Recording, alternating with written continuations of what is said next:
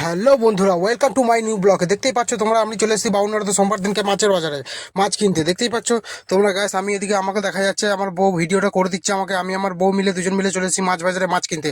সেটা কোথায়? সেটা হচ্ছে বাউন্নাড়াতে। তো দেখো, মাছ খেতে ইচ্ছা করছিল তাই আমরা বাউন্নাড়াতে চলে এসেছি। তো গাইস, সোমবার দিনকে আমি আপডেট আপডেট দিতে পারিনি ভিডিওটা, তাই আজকে আপডেট দিয়ে দিচ্ছি। তো তোমরা দেখছো এখানে মাছ কত সাইজের, কত রকম ভালো ভালো মাছ এখানে দেখা যাচ্ছে। পুরো হাট জুড়ে তোমাদেরকে দেখাচ্ছি। মানে তোমরা ভিডিওটা পুরো দেখতে থাকো, একটু লাইক করে দিও, বাস তাহলেই হবে। নাহলে লাইকও করার দরকার নেই, একটু যদি ভিডিওটা দেখো বাস তাহলেই হবে। দেখতে পাচ্ছ আমি কোমরে হাত দিয়ে কত সুন্দর দাঁড়িয়ে জিজ্ঞেস করছি যে কত টাকার মাছ, কী দাম, কি কি কি মাছ আছে। আবার আশেপাশে চারিদিকে আমি তাকিয়ে তাকিয়ে দেখছি যে কোথায় ভালো পাওয়া যায় কিনা, কি পাওয়া যায়, কি হবে, কি হবো। মানে সব রকম নানানভাবে বিভিন্ন রকম মাছ এখানে আছে দেখছি। আবার লোকটাকেও জিজ্ঞেস করছি। দেখতে পাচ্ছ যে কত করে কিলো, কি সাইজের, কত একটা চাপাও দেখি ওজন করে, ছোটো থেকে ওজন করে চাপালো 500 হলো। 500 হওয়ার পর দেখতে পাচ্ছ আমার মাছটা কাড়াকাড়ি করে দিচ্ছে।